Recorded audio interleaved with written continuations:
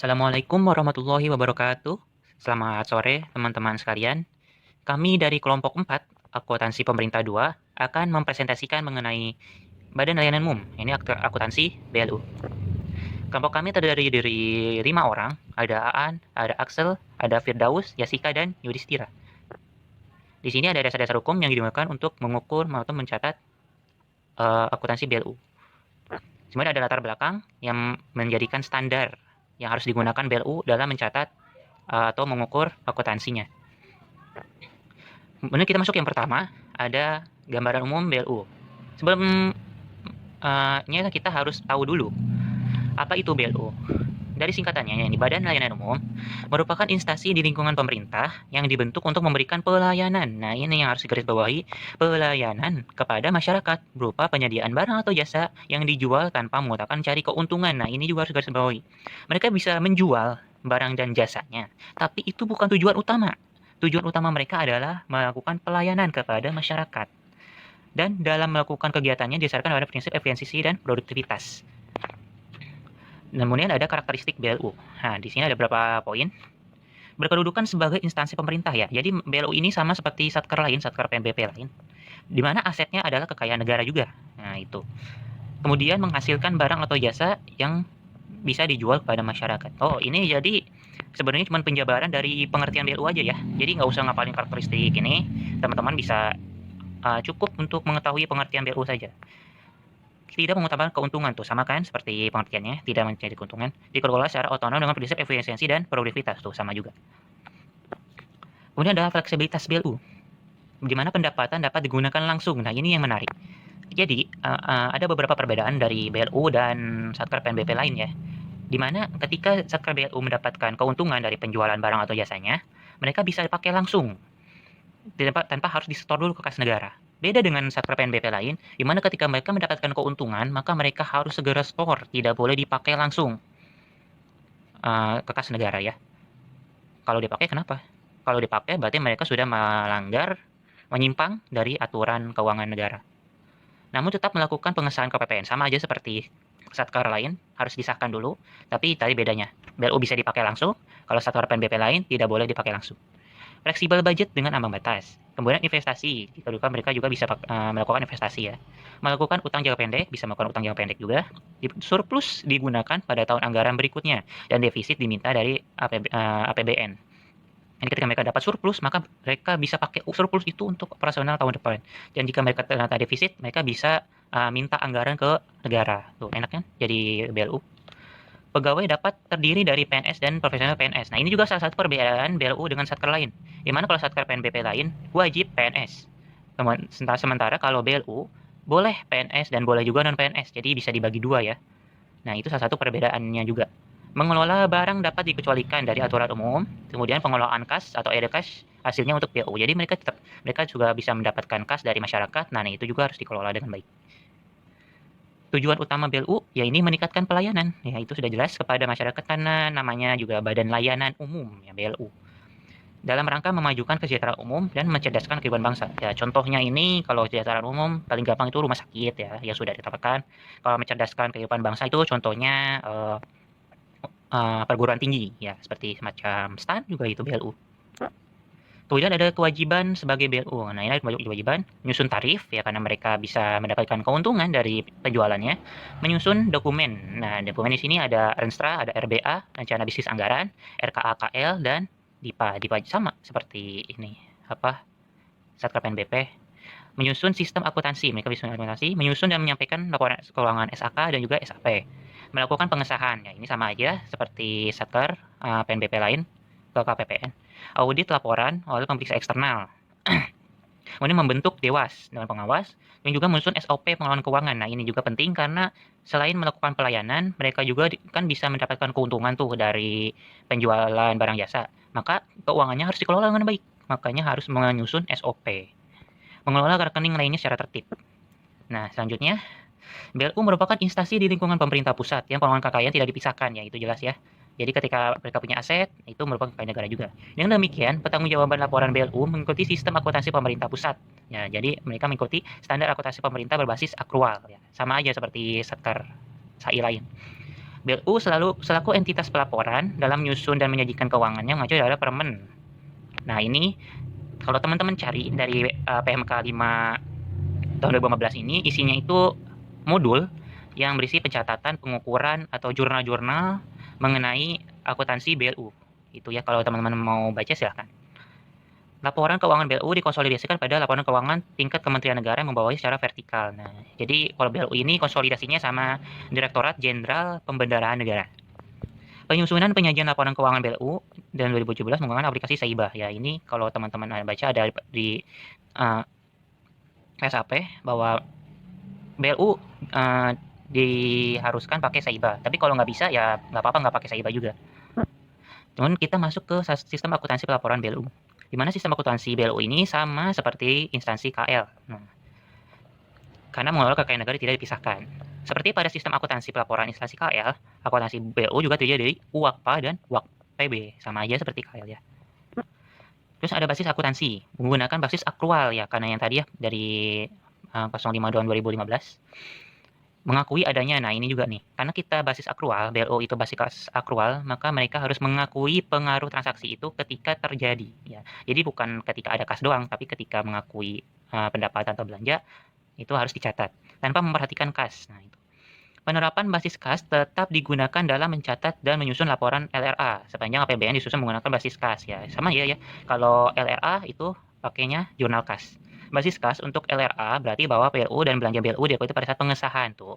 Jadi ketika LRA itu dicatat, maka itu ketika sudah disahkan dulu ke KPPN, Bendahara Umum Negara ya. Amalnya seperti satker lain. Di sini juga ada sistem akuntansi pelaporan BLU. Nah, ketika mereka melakukan transaksi dicatat secara periodik, ada pendapatan LO beban LO juga, kemudian disahkan ke KPPN. Nah, dimasukkan ke Saibah, kemudian disusun laporan. Nah, di sini yang menarik. Laporan yang dibuat BLU ini ada LRA, LO, LPL, LPSAL, neraca, LAK, dan CLK. Ada 7 semuanya. Itu dibuat oleh BLU. Cuman kita masuk ke yang pertama yaitu LRA. LRA BLU menyajikan informasi realisasi pendapatan LRA, belanja, surplus, sudah teman-teman paham sepertinya, pembiayaan dan sisa lebih. Nah, penjabarannya di bawahnya. Mencakup pos-pos sebagai berikut. Ada pendapatan LRA, belanja, pendapatan kurang belanja itu surplus atau defisit. Kemudian kita lihat penerimaan, pembiayaan, pengeluaran pembiayaan. Selisihnya itu penerimaan dari pengeluaran pembiayaan itu pembiayaan neto. Kemudian surplus dikurangi pembiayaan neto adalah silpa atau sikpa. Nanti ini masuk ke LPSAL. Pendapatan BLU yang dikelola sendiri dan tidak setor ke kas negara merupakan pendapatan negara ya, seperti yang dijelaskan sebelumnya. Mereka dapat pendapatan, tapi bisa dikelola sendiri uangnya. Tapi tetap hal ketika itu terjadi harus lapor ke negara dan diakui sebagai pendapatan negara. Pendapatan LRA pada BLU diakui saat pendapatan kas yang diterima BLU diakui. Nah ya, jadi ketika ada pendapatannya itu kas diakui ketika sebagai pendapatan kepada KPPN. Jadi harus lapor dulu ke KPPN. Akuntansi pendapatan dilaksanakan berdasarkan asas bruto ya, ketika mereka dapat pendapatan berapapun itu mereka catat itu sebagai pendapatan mereka. Dalam hal besaran pengurang pendapatan LRA itu bruto bersifat variabel terdapat pendapatan itu dan tidak dapat dianggarkan terlebih dahulu dikarenakan pos belum selesai, maka asas bruto dapat dikecualikan. Jadi ada pengecualian ya. Seperti khusus untuk pendapatan dari kerjasama operasi KSO diakui berdasarkan azas neto dengan terlebih dahulu mengeluarkan bagian pendapatan yang merupakan hak mitra KSO. Jadi teman-teman tahu KSO? KSO itu kalau pernah dengar joint venture, nah itu bahasa Inggrisnya. Jadi ketika BLU bekerja sama dengan organisasi lain dan dia mendapatkan keuntungan, nah itu disebut kerjasama operasi. Jadi kerjasama antara BLU dengan organisasi lain dengan tujuan tertentu. Nah, ketika mereka dapat untung dari sana, ingat ini kan mereka kerjasama, jadi bagi dua dong, bagi organisasi lainnya mana, BLU mana. Makanya di sini disebut azas neto karena dibagi dulu ke organisasi lainnya. Nah, bagian kita yang dicatat. Maka di sini disebut terlebih dahulu mengeluarkan bagian pendapatan yang merupakan hak mitra KSO. Jadi ya yang dicatat itu ya bagian kitanya, bukan pas bagian kerjasamanya itu. Penyetoran kas yang berasal dari pendapatan LRA BLU tahun berjalan dibukukan sebagai pengurang silpa. Nah, juga penambah silpa. Jadi ketika si BLU itu setor, nah setornya ini mereka mengurangi silpanya BLU, tapi ya karena setor ke kas negara berarti silpa pemerintahnya naik. Penyetoran kas dari BLU tahun sebelumnya dibuka sebagai pengurang SAL. Nah, ini bedanya. Kalau setor kas yang berasal dari pendapatan tahun ini gitu, mereka akan mengurangi silpa. Tapi kalau dari tahun sebelumnya, maka mengurangi SAL gitu. Pendapatan LLA PBU diklasifikasikan menurut jenis pendapatan. Nah, ya masuknya ke PNBP. Ya, jadi kalau ada pendapatan, nah masuknya ke PNBP. Jadi sama seperti sektor lain. Termasuk PNBP adalah pendapatan layanan yang bersumber dari masyarakat, pendapatan dari entitas akuntansi, dari hasil kerjasama KSO tadi, juga dari hibah bentuk kas dan BLU lainnya. Kemudian ada belanja. Pada BLU diakui pada saat pengeluaran kas yang dilakukan oleh BLU disahkan oleh unitnya. Jadi intinya gampang ya. Kalau ada pendapatan, ada belanja dari BLU itu harus disahkan dulu ke KPPN. Selisih dari pendapatan dan belanja disebut surplus defisit. Oh, ini sama aja kali ngulang lagi ya. Jadi ada pendapatan, kurang belanja, surplus defisit. Kemudian ada penerimaan pembiayaan, pengeluaran pembiayaan, tuh. Ntar selisihnya masuk ke selisih lebih kurang antara penerimaan dan pengeluaran pembiayaan atau pembiayaan neto disebutnya. Kemudian surplus defisit LRA dikurangi pembiayaan neto, masuknya ke silpa. Apabila BLU menerima alokasi anggaran selain dari entitas akuntansi atau pelaporan yang membawanya, maka BLU menyusun LRA sesuai dengan entitas akuntansi pelaporan yang mengalokasikan anggaran tersebut. Dan kita masuk yang pertama. Laporan pertama itu LPSAL. Oh, ini yang kedua ya. Laporan LPSAL setelah tadi LRA. Laporan perubahan SAL lebih menyajikan informasi kenaikan atau penurunan SAL tahun pelaporan dibandingkan tahun sebelumnya ya, tahun ini. Di LPSAL terdiri dari beberapa pos ya. Teman-teman harusnya sudah mengerti ya. Ada SAL awal, terus ada penggunaan saldo anggaran lebih, terus kita kurang tambahin disebutnya sisa lebih kurang. Dan ada koreksi-koreksi kesalahan dan kita menemukan saldo anggaran akhir. Di samping itu, BAU menyajikan rincian lebih lanjut dari unsur-unsur yang terdapat dalam laporan SAL dalam CLK. Jadi ketika mereka ada catatan-catatan khusus gitu di LP SAL ini yang harus mereka laporkan, dilaporkanlah ke CLK. Selanjutnya adalah laporan operasional, di mana laporan operasional ini berisi tentang ikhtisar sumbernya ekonomi yang nantinya akan menambah ekuitas. Nah, struktur laporan operasional BLU ini yang pertama adalah pendapatan LO, terus beban, terus surplus atau defisit dari operasi, kegiatan non operasional, surplus atau defisit sebelum pos luar biasa, dan surplus atau defisit LO. Nah, klasifikasi pendapatan laporan operasional BLU berdasarkan sumbernya yang pertama adalah pendapatan dari alokasi APBN atau APBD. Nah, ini adalah salah satu perbedaan antara BLU dan non BLU. Nah, BLU ada pendapatan dari alokasi APBN atau APBD, sedangkan non BLU itu tidak ada. Terus selanjutnya pendapatan layanan yang bersumber dari masyarakat. Pendapatan layanan yang bersumber dari entitas akuntansi atau entitas pelaporan, terus pendapatan hasil kerjasama, terus pendapatan yang berasal dari hibah dalam bentuk kas atau barang atau jasa, dan pendapatan BLU lainnya. Nah, terus di sini pendapatan LO pada BLU diakui saat timbulnya hak pendapatan dan saat pendapatan direalisasi, yaitu adanya aliran masuk sumber daya ekonomi. Pendapatan LO pada BLU itu termasuk PNBP. Terus akuntansi pendapatan LO dilaksanakan berdasarkan azas bruto, yaitu dengan membukukan penerimaan brutonya dan tidak mencatat jumlah netonya, atau setelah dikompensasikan dengan pengeluaran. Nah, dalam hal besaran pengurang terhadap pendapatan LO bruto bersifat variabel terhadap pendapatan dimaksud dan tidak dapat dianggarkan terlebih dahulu dikarenakan proses belum selesai, maka asas bruto itu dapat dikecualikan. Selanjutnya, khusus untuk pendapatan dari kerjasama operasi atau KSO diakui berdasarkan azas neto dan terlebih dahulu mengeluarkan bagian pendapatan yang merupakan hak mitra KSO. Terus beban pada BLU diakui saat timbulnya kewajiban, terjadinya konsumsi aset, dan terjadinya penurunan manfaat ekonomi atau potensi. Terhadap beban pada BLU diklasifikasikan menurut klasifikasi ekonomi. Selanjutnya adalah laporan perubahan ekuitas. Nah, laporan LPE di sini sama seperti non BLU, itu jadi tidak ada perbedaannya. Di sini LPE berisi informasi kenaikan atau penurunan ekuitas, terus nanti dibandingkan dengan tahun sebelumnya. Nah, pos-pos yang ada LPE BLU ini seperti biasa ada ekuitas awal, terus ada surplus atau defisit LO pada periode yang bersangkutan, terus ada koreksi-koreksi, terus ada koreksi kesalahan mendasar dari presiden yang terjadi pada periode-periode sebelumnya, terus ada perubahan nilai aset tetap karena revaluasi tetap, terus ada ekuitas akhir. Selanjutnya adalah neraca. Neraca juga ini sama. Neraca ini menggambarkan posisi keuangan suatu entitas pelaporan mengenai aset, kewajiban, dan ekuitas pada tanggal tertentu. Dan neraca BLU ini juga menyajikan kas dan setara kas, investasi jangka pendek, piutang dari kegiatan BLU, persediaan, investasi jangka panjang, aset tetap, aset lainnya, kewajiban jangka pendek, kewajiban jangka panjang, dan ekuitas. Nah, di sini yang perlu menjadi catatan adalah yang pertama, kas yang berasal dari sisa dana investasi APBN atau APBD diakui sebagai aset lainnya. Nah, jadi kalau ada sisa-sisa dana investasi itu nanti masuknya ke aset lainnya. Contohnya adalah dana bergulir yang belum digulirkan. Nah, nanti itu kita catat sebagai aset lainnya. Terus yang kedua adalah dana kas BLU. yang bukan milik BLU diakui sebagai kas dan setara kas. Terus yang ketiga, BLU itu tidak dapat melakukan investasi jangka panjang kecuali atas persetujuan Menteri Keuangan atau Gubernur atau Bupati atau Wali Kota. Terus ada laporan arus kas. Nah, karena BLU ini sama seperti BUN, jadi dia juga menyajikan atau melaporkan laporan arus kas, pembuat laporan arus kas. Dimana seperti biasa laporan arus kas ini memiliki informasi mengenai sumber penggunaan perubahan kas dan setara kas dalam satu periode akuntansi dan saldo kas dan setara kas pada tanggal pelaporan BLU, di mana nanti diklasifikasikan berdasarkan aktivitas operasi, investasi, pendanaan, dan juga transitoris.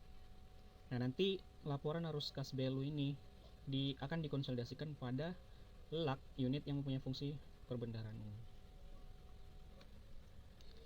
Terus di sini ada pengakuan dan pengukuran pendapatan BLU. Nah, yang pertama, pendapatan dari alokasi APBN DIPA RM. Nah, pengakuannya itu pada saat ada realisasi belanja dengan SP2D belanja dari Paguydipa. Terus nilainya itu sesuai dengan nilai realisasi belanja sesuai SPM atau SP2D belanja. Yang kedua ada pendapatan umum PNBP yang disetor ke RKUN DIPA RM. Nah, pengakuannya itu pada saat ia masuk ke rekening kas umum negara sesuai dokumen sumber. Nah, nilainya itu berdasarkan realisasi PNBP sesuai SSBP dan atau SSPB atau dokumen yang dipersamakan. Terus yang ketiga ada pendapatan pelayanan BLU. Pengakuannya itu pada saat timbulnya hak atas pendapatan untuk menagih sesuai dokumen tagihan BLU. Nilainya itu sesuai dengan dokumen sumber transaksional pendapatan BLU atau yang dipersamakan. Terus yang keempat adalah pendapatan hibah untuk uang dari masyarakat. Pengakuannya itu satu uang kas diterima di rekening BLU. Nah, nilainya itu sebesar nilai hibah yang diterima oleh BLU sesuai dokumen penerimaan. Yang kelima, pendapatan hibah bentuk barang dan jasa. Pengakuannya itu saat berita acara serah terima atau BAST sesuai dokumennya. Nah, nilainya itu berdasarkan pendapatan hibah sesuai dengan dokumen berita acara serah terima. Nah, di sini ada beban BLU. Beban BLU di sini adalah penurunan manfaat ekonomi atau potensi jasa dalam periode pelaporan yang menurunkan ekuitas BLU, yang dapat berupa pengeluaran atau konsumsi aset ataupun timbulnya kewajiban. Nah, selain itu, terdapat beban yang timbul sehubungan dengan adanya penyetoran BLU atas pendapatan PNBP ke kas negara. Adapun macam-macam beban yang ada dalam BLU itu, yang pertama, beban pegawai, barang dan jasa, pemeliharaan, perjalanan dinas yang berasal dari realisasi SP2D DIPA. Terus ada pun yang kedua, beban pegawai, barang jasa, pemeliharaan, perjalanan dinas yang berasal dari realisasi DIPA PNBP. Terus yang ketiga, beban persediaan. Keempat, beban barang untuk dijual atau diserahkan kepada masyarakat. Kelima adalah beban penyusun piutang. Terus yang keenam adalah beban penyusutan. Selanjutnya, di sini beban atau belanja BLU itu bagi atas dua, ada yang perlu disahkan dan ada juga yang tidak perlu disahkan. Nah, yang mana sih yang perlu disahkan? Nah, beban atau belanja BLU yang disahkan itu adalah beban atau biaya perolehan aset BLU ke KPPN mitra kerja atas transaksional yang telah dilakukan oleh BLU yang pembebanannya untuk DIPA PNBP. Nah, di sini yang tidak perlu disahkan itu yang mana? Yang pertama itu adalah beban-beban yang disajikan sehubungan dengan adanya realisasi belanja DIPA RM. Yang kedua itu beban-beban yang disajikan sehubungan dengan transaksional non-kas dan bank BLU. Yang ketiga itu beban-beban yang disajikan sehubungan dengan perhitungan akuntansi. Nah, beban BLU yang nantinya disajikan di laporan operasional itu kita akan membedakan atas dua pos. Yang pertama itu adalah pos beban operasional dan juga adalah pos kegiatan non operasional. Nah, yang termasuk dengan pos beban operasional itu adalah beban yang sehubungan dengan realisasi belanja sesuai dengan SPM atau SP2D belanjanya. Terus pengesahan belanja barang sesuai dengan SP3B atau SP2D BLU. Terus juga beban transaksional secara kas belum dilakukan pengesahan belanjanya. Terus juga mengenai beban sehubungan dengan penyesuaian beban operasional BLU. Nah, yang termasuk ke dalam pos kegiatan non operasional itu adalah beban yang sehubungan dengan beban penyetoran PNBP untuk keuntungan RKUN, terus beban kerugian persediaan rusak atau usang, terus untuk kerugian pelepasan aset, terus untuk kerugian selisih kurs belum terrealisasi atas saldo kas dan bank BLU, piutang BLU dan utang BLU. Nah, di sini adalah belanja BLU. Belanja BLU di sini merupakan kewajiban BLU yang diakui sebagai pengurang nilai kekayaan bersih yang telah dibayar dari kas dan BLU pada periode tahun anggaran yang bersangkutan. Di mana belanja dari realisasi di PARM ini nantinya diakui pada saat kas keluar dari RKUN, terus diukur sebesar nilai realisasi belanja sesuai SPM atau SP2D. Nah, belanja BLU dari pengesahan beban dan atau biaya perolehan aset BLU atas DIPA PNBP nantinya itu diakui pada saat pengesahan oleh KPPN Terus diukur sebesar nilai pengesahan belanja sesuai SP3B atau SP2B BLU. Ini ada jenis-jenis belanja yang ada dalam BLU. Ada belanja pegawai, belanja barang, belanja modal yang berasal dari realisasi di PRM. Terus ada juga belanja barang BLU dan belanja modal BLU yang berasal dari pengesahan beban dan atau biaya perolehan aset BLU atas DIPA PNBP. Selanjutnya ada kas dan setara kas BLU. Nah, kan kas dan setara kas BLU ini merupakan akun yang akan dilaporkan di neraca sebagai aset lancar, di mana kas dan setara kas BLU ini juga terbagi atas 3 pos. Yang pertama kas pada BLU, kedua kas lainnya pada KL, terus yang ketiga ada kas di bendara pengeluaran. Nah, nilai dari kas pada BLU ini berasal dari 3 akun, yaitu yang pertama kas dan bank BLU belum disahkan, kedua kas dan bank BLU, terus ada setara kas BLU. Nah, yang menarik ini akun kas dan bank BLU belum disahkan dan kas dan bank BLU ini menjadi pembeda antara BLU dan non BLU, karena untuk non BLU itu akun ini tidak ada. Terus selanjutnya nilai dari kas lainnya pada KL itu berasal dari akun kas lainnya di BLU. Terus nilai dari kas di bendara pengeluaran itu berasal dari akun kas di bendara pengeluaran itu sendiri. Nah, di sini kas dan setara kas yang disahkan itu dikelola oleh BLU yang secara transaksionalnya pada tahun anggaran berjalan telah terlebih dahulu terjadi transaksi penerimaan dan pengeluaran kas atas transaksional pendapatan BLU dan belanja BLU. Ya, dan yang menjadi kas dan setara kas yang tidak perlu disahkan itu ada 3, itu dari setara kas BLU, kas lainnya di BLU, dan kas di bendara pengeluaran. Untuk hibah BLU ini terbagi atas 2. Yang pertama transaksi penerimaan hibah BLU. Nah, transaksi penerimaan hibah BLU ini merupakan transaksi penerimaan BLU dalam bentuk uang atau barang atau jasa bersifat tidak wajib untuk menyerahkan prestasi barang atau jasa dan tidak dilakukan secara terus-menerus. Yang kedua, transaksi pengeluaran BLU, yaitu transaksi pengeluaran BLU dalam bentuk barang tidak bersifat wajib untuk memperoleh penggantian atau menerima prestasi barang atau jasa dan tidak dilakukan secara terus-menerus. Baik, mungkin hanya itu yang dapat kelompok yang disampaikan, mudah-mudahan bermanfaat untuk teman-teman. Kurang dan lebihnya mohon dimaafkan. Assalamualaikum warahmatullahi wabarakatuh.